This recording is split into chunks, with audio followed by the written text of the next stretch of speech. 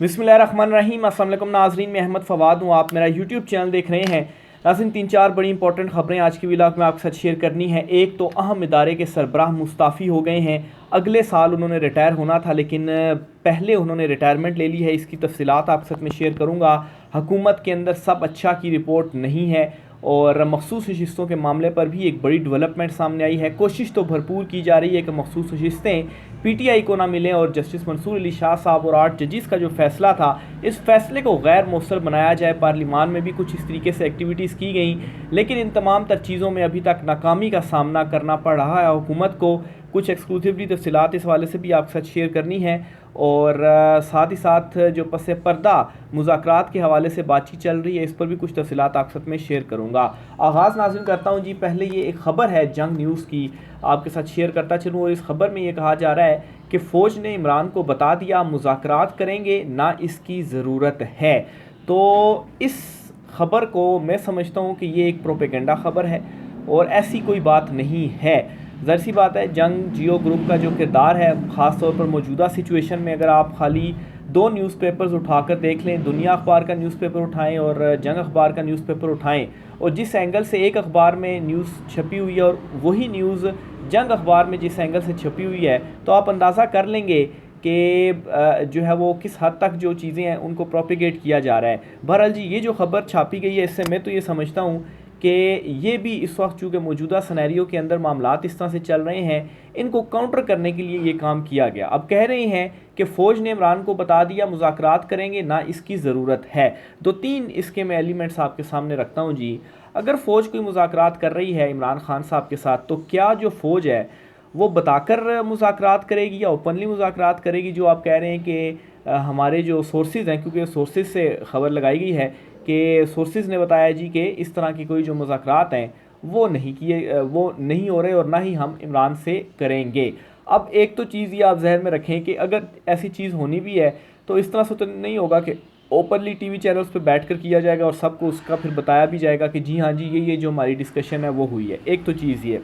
दूसरे नंबर पर आपके सामने कुछ एग्जांपल्स मौजूद हैं साबिक army chief general Qamar Javed Bajwa साहब की। अब बाजवा साहब भी अभी इमरान खान साहब हुकूमत में थे, लेकिन उसके बाद राब्ते में रहे शरीफ ख़ानदान से भी, और फिर उसके बाद जिस तरीके से अदम एतमाद आई और शहबाज शरीफ जो थे, जिस तरह से पीडीएम की हुकूमत बनी, तो उस वक्त भी बातचीत चल रही थी, राब्ते चल रहे थे, लेकिन इमरान खान साहब को तो यही कहा जा रहा था कि हम आपके साथ हैं और हमारा इसमें कोई रोल नहीं है। लेकिन फिर बाद में जब चीज़ें खुलकर सामने आई, तो उसमें फिर डिटेल मालूम हुई कि किसका क्या किरदार था। तो उस वक्त जो ये चीज़ें चली थी, क्या उस वक्त भी तो ये सारे पसे पर्दा ही चीज़ें चल रही थी, कोई ओपनली तो नहीं चल रही थी, और ओपनली भी तो यही कहा जा रहा था जी कि ऐसा कुछ भी नहीं है। तो उस एक तो इसका ये मैं दलील रख रहा हूँ कि तब भी इस तरीके से चीज़ हुई थी और अब भी ऐसे ही चीज़ हो रही है। ये नहीं है कि वो ओपनली आकर जो चीज़ें हैं वो खोल कर सबके सामने रखेंगे कि हाँ ये सवाल जवाब जो हैं वो हो रहे हैं। एक तो चीज़ ये। दूसरे नंबर पर जी, अब तो ये इकरार भी हो चुका है और मुशाहिद हुसैन साहब हैं, उनकी जानिब से भी ये कहा गया है कि नवाज़ शरीफ को जो बाहर भेजा गया, वो जनरल बाजवा साहब जो थे उनका किरदार था, हुकूमत का तो था ही था, लेकिन ये है कि उनका किरदार था और उन्हीं की वजह से वो बाहर गए। और फिर उसके बाद डील के तहत ही जो एक्सटेंशन का वोट था वो दिया गया। और फिर यहाँ तक कहा गया जी कि जो मरीम नवाज़ हैं उनको भी बाहर भेजा जा रहा था, लेकिन उससे पहले इमरान खान को कुछ चीज़ें पता चली, तो फिर इमरान खान ने वहाँ पर रजिस्ट किया। तो मामला तब भी चल रहे थे, बैकडोर चीज़ें चल रही थी, और तब भी फ्रंट पे ये कहा जा रहा था जी कि हम तो कोई जो रोल है वो प्ले नहीं कर रहे। तो अभी भी इस किस्म की जो चीज़ें हैं वो हो रही हैं, चीज़ों को काउंटर करने के लिए, और जंग अखबार की जानिब से ये जो ख़बर है वो भी लगाई गई है। बहरहाल मामलात इस वक्त चल रहे हैं, मुलाकातें भी चल रही हैं, पैगाम रसानियाँ जो हैं वो भी चल रही हैं। और इसमें आपको यहाँ तक बताता चलूँ जी कि ये चीज़ें कुछ रिपोर्ट भी हुई हैं कुछ सहाफ़ियों की जानिब से, इसको ट्वीट भी किया गया है। और इस वक्त कहा यह जा रहा है कि सिर्फ़ और सिर्फ एक तो ये काम कर दें आप कि कोई एक सेफ़ वे जो है वो दे दिया जाए और कोई यकीन दहानी करा दी जाए। अगर ये इमरान खान की तरफ से करवा दिया जाता है, तो फिर उसके बाद इमरान खान के तमाम जो मुतालबात हैं वो मंजूर कर लिए जाएंगे। तो यहाँ इस हद तक जो चीज़ें हैं वो इस वक्त हो चुकी हैं, लेकिन इमरान खान साहब ने अपनी कुछ शराइत रख दी हैं और इमरान खान साहब ने यह कहा है कि आप न्यूट्रल हो जाएं। अब देखें कि किस स्टेज पर आकर जो मामलात हैं वो फिर चलते हैं। और इसको अच्छा एक और भी मैं आपको बताता चलूँ कि ये भी एक एंगल दिया जा रहा है कि शायद इमरान खान साहब जो हैं वो कोई डील करके और वो फिर वापस आएंगे। इमरान खान कोई डील नहीं कर रहे, बातचीत हो इस हद तक है कि वापस न्यूट्रल हो जाएं, उसके बाद ये जो जमहूरी हुकूमतें हैं, जमहूरियत है, उसको चलने दिया जाए। और ये जो मुंतखब हुकूमतें हैं इनके साथ तो इमरान खान खुद ही मुकाबला कर लेगा, उनकी टेंशन छोड़ें, बस आप सिर्फ और सिर्फ न्यूट्रल हो जाएं। तो ये कोई डील नहीं हो रही, यानी कि डील से ये तासुर दिया जाता है कि एक मरतबा फिर से इमरान खान जो वो एस्टेब्लिशमेंट के कंधे के ऊपर चढ़ कर या सीढ़ी के ऊपर चढ़ कर दोबारा इक़्तिदार में आएंगे। तो ऐसी चीज़ नहीं है, सिर्फ और सिर्फ बातचीत की हद तक है और रोल के हवाले से कि आपका क्या रोल है, आप अपना रोल प्ले करें, बाकी जो हमारा रोल है वो हम प्ले करेंगे। तो ये चीज़ भी एक अंडरस्टैंड करने की ज़रूरत है, क्योंकि इस बीच ये इस तरह के भी कुछ जो बयानी हैं वो फैलाए जा रहे हैं और जो प्रोपेगेंडा है वो किया जा रहा है। दूसरे नंबर पर नाज़रीन, सब अच्छा की खबर नहीं है, इस वक्त मौजूदा हुकूमत में भी एक बड़ा इस्तीफ़ा सामने आया है और ये इस्तीफ़ा आया है चेयरमैन FBR का।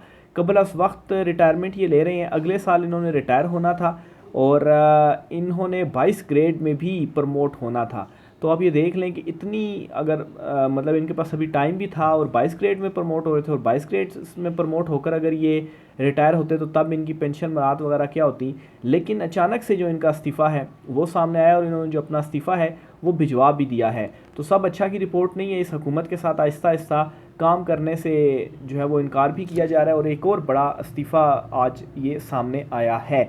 मखसूस नशिस्तों के मामले पर भी आपको बताता चलूँ जी, बड़ा ब्रेक थ्रू हुआ है। और बड़ा ब्रेक थ्रू ये हुआ है जी कि जो कायमा कमेटी थी, क्योंकि कल जो बिल पेश किया गया तब्दीली के हवाले से, कायमा कमेटी में ये जो बिल है वो मंजूर हो चुका है और 7-4 से ये बिल मंजूर हुआ है जी। और इसमें जी 4 लोगों ने मुखालफत की और 7 लोगों ने इसके हक़ में जो वोट है वो दिया है। अब कायमा कमेटी से मंजूरी के बाद ये पार्लियामेंट में आएगा, वहाँ पर इसकी मंजूरी होगी और इसकी मंजूरी के बाद, और ये जो सारा हुकूमत का लाने का पीछे मकसद है वो ये है कि किसी तरीके से सुप्रीम कोर्ट ऑफ पाकिस्तान का जो फ़ैसला है इसे गैर मौसर किया जा सके।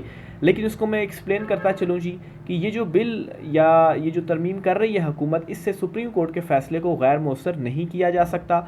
और गैर मौसर करने के पीछे क्या एक पूरी कहानी या क्या एक प्लानिंग है जी कि मखसूस नशिस्तें PTI को ना मिले, मखसूस नशिस्तें हमें मिल जाएँ, हमारे पास 2/3 अक्सरियत हो जाए और एक मरतबा 2/3 अक्सरियत होते साथ हम जो आइनी तरमीम है वो कर दें और चीफ जस्टिस अदालती इस्लाहात लाकर चीफ जस्टिस कादी फ़ाइज़ ईसा साहब को एक्सटेंशन दे दें, फिर उसके बाद सब जो अच्छा की रिपोर्ट है वो होगी। अदरवाइज़ जिस तरीके से जुडिशरी ने स्टैंड लिया हुआ है, ख़ास तौर पर सुप्रीम कोर्ट में से जस्टिस मंसूर अली शाह और दीगर जजेस ने स्टैंड लिया हुआ है, तो तब तो मुश्किल है।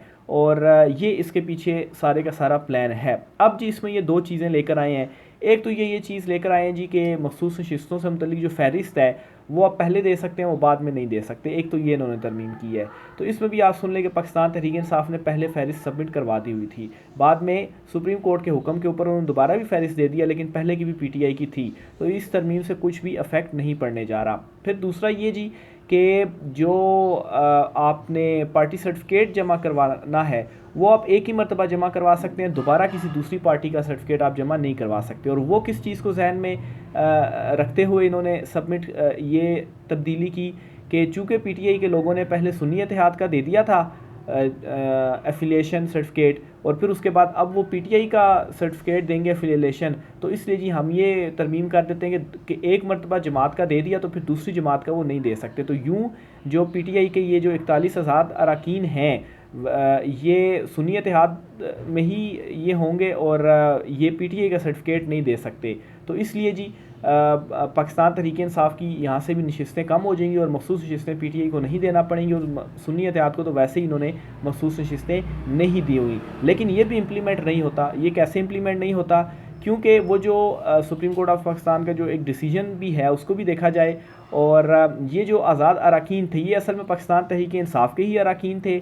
चूँकि इलेक्शन कमीशन ऑफ पाकिस्तान ने सुप्रीम कोर्ट के फ़ैसले की गलत इंटरप्रिटेशन की और गलत इंटरप्रिटेशन करने के बाद इनको PTI से लड़ने नहीं दिया गया और उनको आज़ाद करार दिया गया, तो इस वजह से ये आज़ाद लड़े, लेकिन इनको सपोर्ट पाकिस्तान तहरीक इंसाफ की थी। और जहाँ तक बात है जी कि एक जमात से दूसरी जमात का आप वो जो सर्टिफिकेट है वो नहीं दे सकते, तो वो उस सूरत में हो सकता है कि जब आप एक जमात में हों और एक जमात से दूसरी जमात में आप जा रहे हों।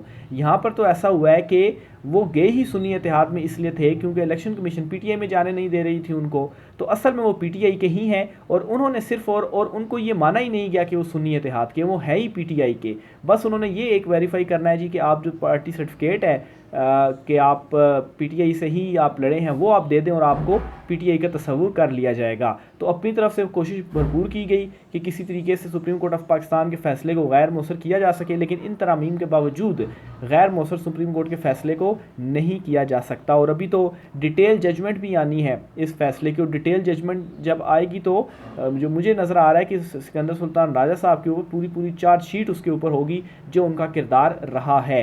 तो बहरहाल जी ये इन्होंने तरमीम की कोशिश की है, इसको इन्होंने कमेटी से तो पास करा लिया है, कौमी असम्बली में भी शायद ये पास करा लें, लेकिन असल में जो इनका एक मकसद था वो मकसद ये हासिल नहीं कर पाए। आज जब कमेटी का इजलास हुआ तो ये जो इलेक्शन एक्ट में मुजवज़ा तरमीम थी ये इसके ऊपर जब कुछ बहस हुई तो आज़म नज़ीर तारड़ और अली मोहम्मद ख़ान इन दोनों के दरमियान कुछ जो तल्ख़ कलामी थी वो भी हुई। इजलास के दौरान वज़ीर पार्लिमानी अमूर आज़म नज़ीर तारड़ की गुफ्तगू पर अली मोहम्मद ख़ान ने एतराज़ करते हुए कहा कि ये प्राइवेट मेंबर बिल है, हुकूमत का बिल नहीं है। अच्छा, हुकूमत का भी बिल नहीं है, लेकिन आज़म नज़ीर तारड़ साहब जो हैं वो बड़ी उजलत में है कि ये जो बिल है वो कमेटी से पास हो रही, कि पहली उसमें ये जो बिल था वो पास हो गया।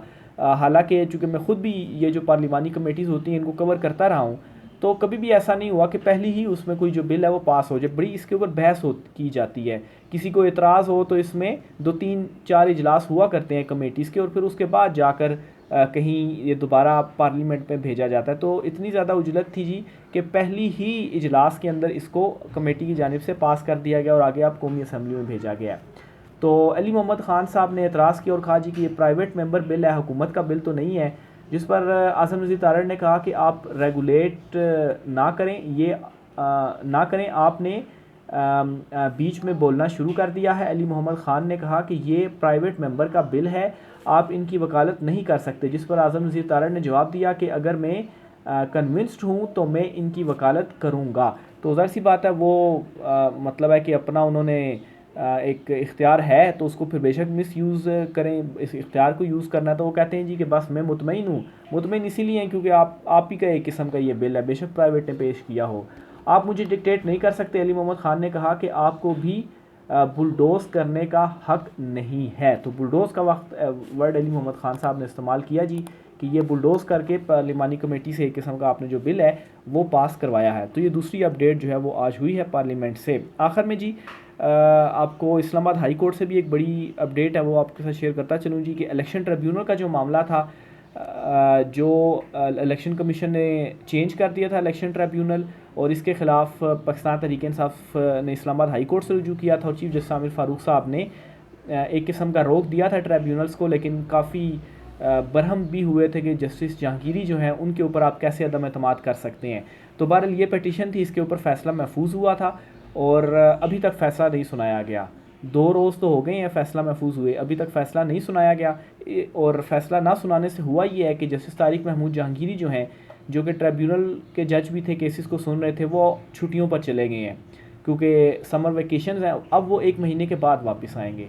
तो अब इसका मतलब ये हुआ कि ट्रिब्यूनल के जज ही अगर नहीं है तो या तो कोई और जज होगा जो ट्रिब्यूनल के केस सुनेगा, और अगर और कोई जज नहीं सुनेगा, जस्टिस जहांगीरी साहब नहीं सुनना है, तो अब फ़ैसला महफूज बेशक 1 महीने के लिए क्यों ना रहे, तो जस्टिस या बेशक कल क्यों ना सुना दिया जाए। जस्टिस जहांगीरी जो उन्होंने अब नेक्स्ट मंथ आना है, तो 1 महीने के लिए आप समझें कि इस्लामाबाद के 3 हलकों का मामला जो है वो ज़रा टल गया है। अगले महीने वो आएंगे, तब तक देखें कि क्या क्या जो तब्दीली है वो होती है, और फिर उसके बाद ही जो चीज़ें हैं ट्रिब्यूनल्स के हवाले से वो आगे चल सकती हैं।